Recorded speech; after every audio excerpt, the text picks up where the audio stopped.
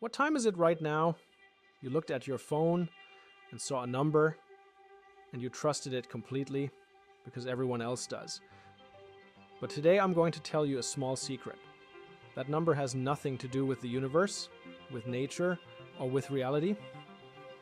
We are simply living inside a massive game, and the rules of that game are nothing more than a huge agreement invented by a handful of people who died thousands of years ago.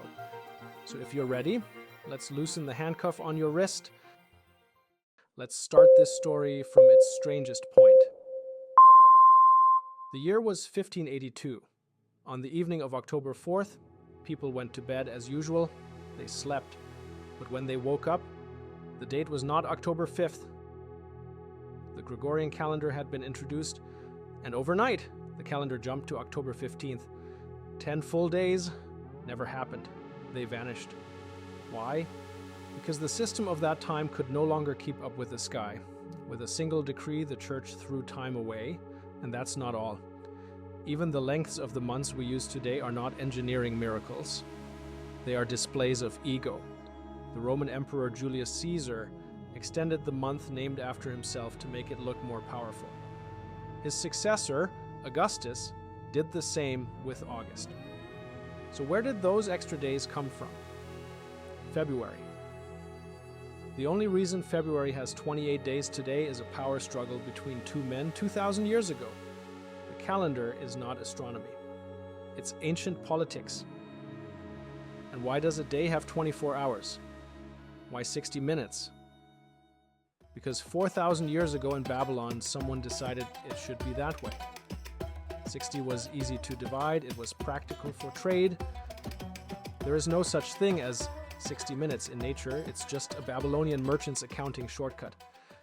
And if you feel stressed today trying to be somewhere on time, you can thank a 4,000-year-old bookkeeping system. Now, things get even stranger. For Isaac Newton, time was absolute, like a wall clock, ticking at the same speed everywhere in the universe. Then Albert Einstein came along and shattered that clock, and he said, time is not absolute. Like frames in a film, it can slow down or speed up. If you move very fast, your film runs slower. If you are near a massive object, the frame itself bends. This is not a theoretical fantasy. Your phone working right now depends on this. GPS satellites move extremely fast above the Earth. For them, time flows a few microseconds faster each day than it does for you on the ground. If engineers didn't correct the clocks on those satellites every single day, your navigation would drift by 10 kilometers daily. If your phone knows where you are, it's because Einstein beat Newton. And here's the truth, no one says out loud. We are not actually measuring time. We are agreeing on it. The modern world doesn't care what time really is. It only cares that trains don't crash, systems don't collapse, and the gears keep turning. Cesium atoms vibrate billions of times, and we say this is a second, not because it's true, but because it works. Now, look at your clock again. That number is not reality.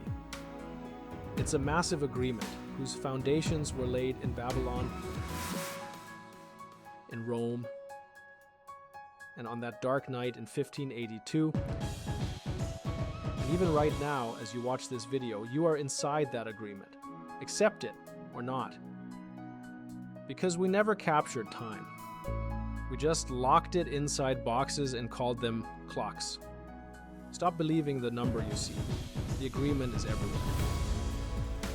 But reality exists only